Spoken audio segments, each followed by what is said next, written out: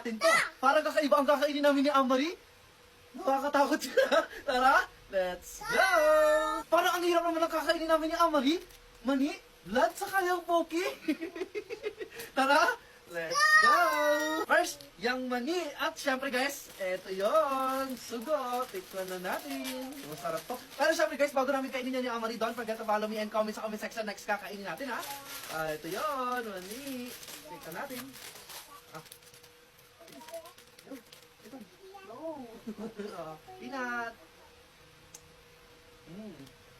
Next naman, yung blood. At syempre guys, hindi naman natin pwedeng kainin yung blood. Naghanap kami ng pang alternative dyan. Ito. Peanut butter na kulay red ng galing pang Baguio. Yan. Kulay red. Parang siyang blood. O, di ba? Bula? Wala, gila no? Oh, babe. Hindi na. Next naman, yung Poki. Ba't yun? Pero syempre guys, hindi naman natin pwedeng kainin yung iniisip nyo. At eto yun. Poki na strawberry flavor. Ayan, o. Kainin na natin.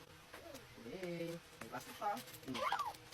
Bakit mo ito? Pag ito. Ito. Wow. Diba? Para sa chocolate. Like, follow, comment, and share. Bye-bye!